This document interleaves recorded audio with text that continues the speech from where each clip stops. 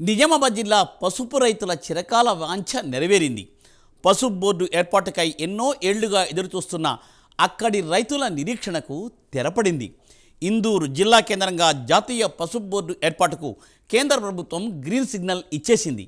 దీంతో పచ్చ బంగారం పండించే రైతన్న ఆనందం వ్యక్తం చేస్తున్నారు. దీనిపై ప్రైమ్ 9 ప్రత్యేక కథనం.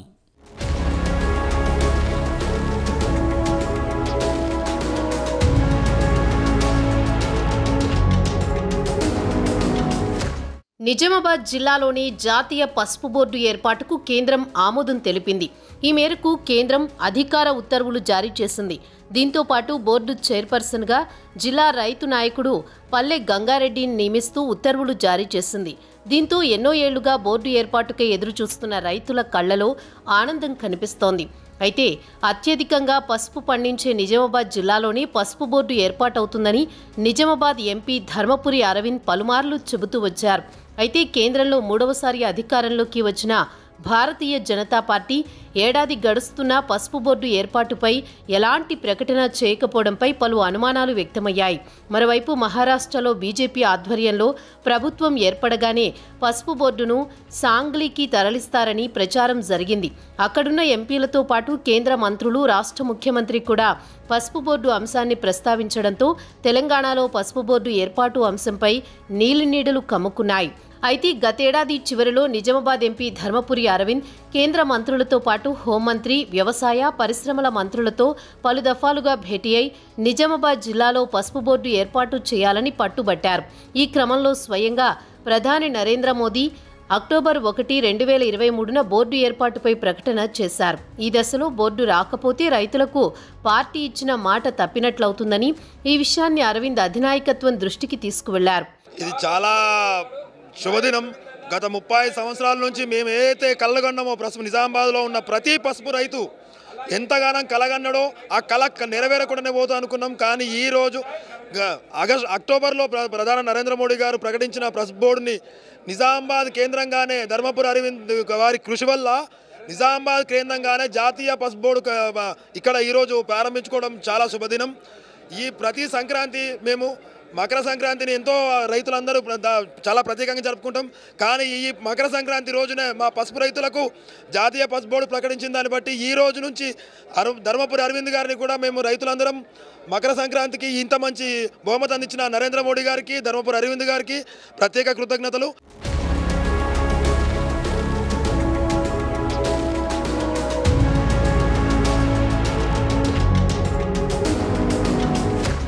అయితే దాదాపు 30 సంవత్సరాలుగా పసుపు బోర్డు కోసం జిల్లా రైతులు ఆందోళన చేస్తూ వస్తున్నారు.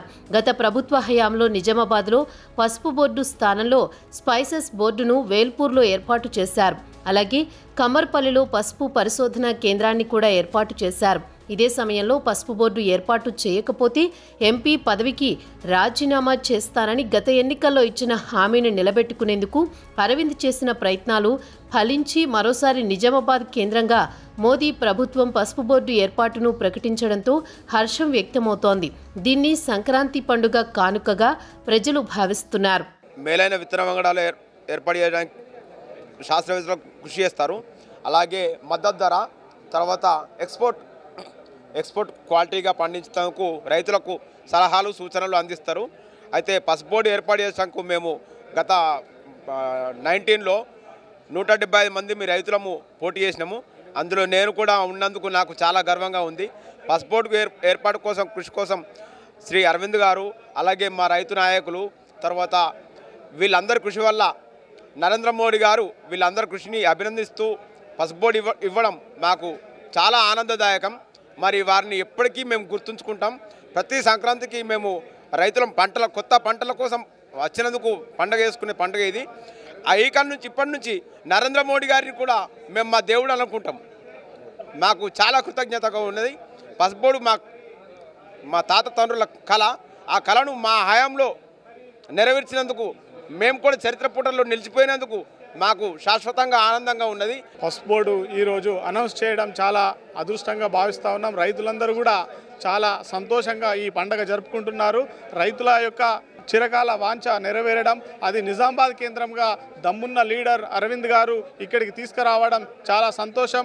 అనేక సందర్భాల్లో పసుపు బోర్డు ఎక్కడికి వెళ్తుందో ఎక్కడ పెడతారో అని రైతులు ఆందోళన చెందుతున్న సందర్భంలో రైతులందరినీ కూడా పోగు చేసి ఒక కాడ కూర్చుండి 4 గంటలు 5 గంటలు మాట్లాడి రైతుల యొక్క అభిప్రాయాలను తెలుసుకొని అరవింద్ ధర్మపురి గారు ఈరోజు పసుపు బోర్డు నిజామాబాద్ కేంద్రంగా జాతీయ పసుపు బోర్డును ఏర్పాటు చేయడం, ఎక్కడో కేరళలో ఉన్న ఆ స్పైసీ బోర్డు ఏదైతే ఉన్నదో దానివల్ల రైతులకు పూర్తి స్థాయిలో న్యాయం జరుగుతలేదని, ఖచ్చితంగా ఇక్కడనే ఉండాలా, ఇక్కడనే పంట ఎక్కువగా పండిస్తున్నారు, మంచి పంటలు పండిస్తున్నారనే ఆలోచనతో ఈ బోర్డుని ఇక్కడికి తీసుకువచ్చిన అరవింద్ ధర్మపురి గారికి, అదేవిధంగా ఈ బోర్డుని ఇచ్చిన నరేంద్ర మోడీ గారికి అందరికీ కూడా పేరు పేరున కృతజ్ఞత తెలియజేస్తా ఉన్నాను.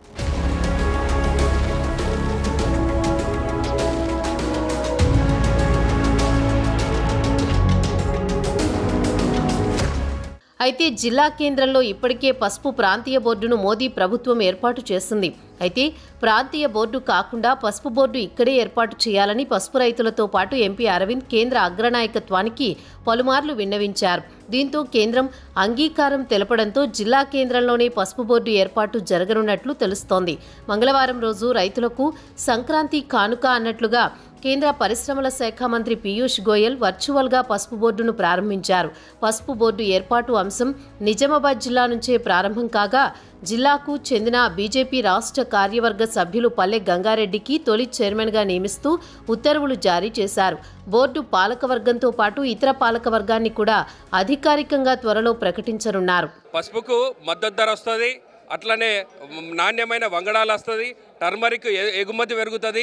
దీనివల్ల రైతులలో చాలా ఆనందం వెల్లివిరుస్తూ ఉన్నది. సంక్రాంతి అంటేనే రైతుల పండగ. ఈ పండగ రోజు ఈ పసుపు బోర్డు అనేది నిజామాబాద్లో ఏర్పాటు చేయడం అనేది ప్రతి పల్లెలలో నరేంద్ర మోడీ గారికి, అరవింద్ అన్న గారికి పాలాభిషేకాలు చేసుకుంటూ చాలా చాలా సంతోషంగా ఉన్నారు. ఎందుకంటే పసుపు బోర్డు నరేంద్ర మోడీ గారు అనౌన్స్ చేసినాక కూడా ఎక్కడ మహారాష్ట్రకు పోతుంది అనే దిగులు ఉండే. నిజామాబాద్ అంటేనే పసుపుకు పచ్చని పసుపు పసిడి బంగారాలు పండే ఈ నేలకు ఇక్కడ కాక ఎక్కడికి పోతుందో తరలిపోతుందో అనే రూమర్ కూడా ఉండే. దాన్ని పటాపంచలు చేసిన అరవింద్ అన్న గారికి రైతుల పక్షాన, నిజామాబాద్ జిల్లా రైతుల పక్షాన, అలాగే తెలంగాణలోని ప్రతి రైతు పక్షాన అరవింద్ అన్న గారికి ప్రత్యేక ధన్యవాదాలు తెలుపుకుంటున్నాం.